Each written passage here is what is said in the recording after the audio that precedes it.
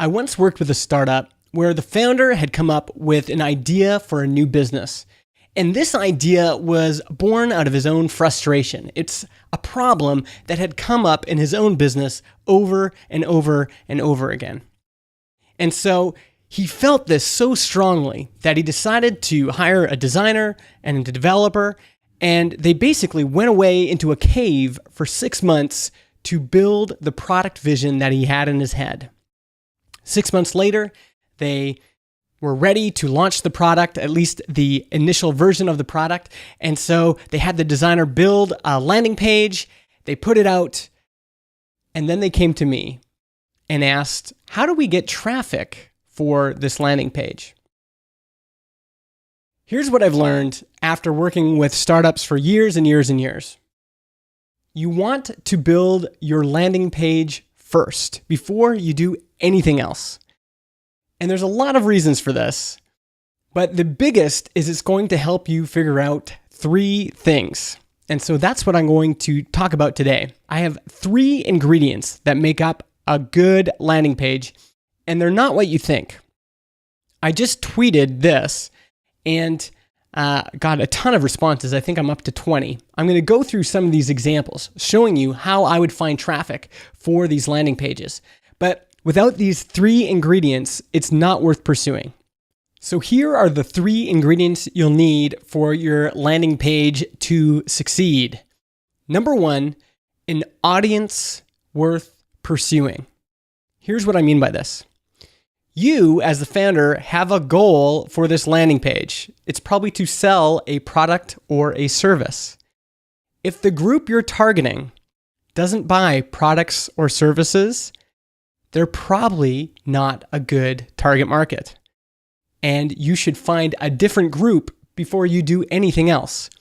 None of the other tactics I'm going to talk about matter if you're running after a group that really isn't worth chasing. So that's the first one. Define who is this for, and then ask yourself the hard question, is this group worth pursuing? Number 2 is equally important. Once you have a group worth pursuing, you need to have something they want. And as I've reviewed landing pages for startups, I've probably reviewed hundreds of landing pages at this point. The one thing that's often missing is they may have identified a good target market, but they haven't identified something that target market wants. And you're not going to get any traction.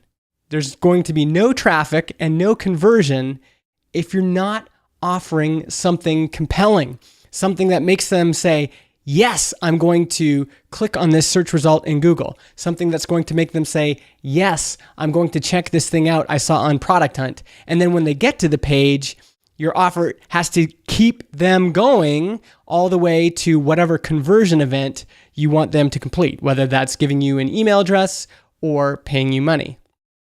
All right, so you need to have something they want. That's number 2. And number 3, and for some reason, everyone wants to jump to number 3. They want to start with number 3, but it won't work unless first you have an audience worth pursuing, and second, you have something they want. But number 3 is good channels. If you have a good market, but there's no way to reach them, it doesn't matter how good your offering is, it's not going to work. And so if you really had your heart set on serving remote Tibetan monks who live in the high mountains of China, you're going to have a hard time, because even if you have something they want that they might be willing to pay for, there are no good channels for you to reach them with, at least not affordably. Maybe your only channel would be flying to China and hiking up to the mountains and meeting with them individually. So you have to take this into consideration. If your channels are not efficient and affordable, your product is not going to work. You don't actually have product market fit. If your product is $10, but it takes you $100 to acquire a customer, I think you can see that the economics don't work out.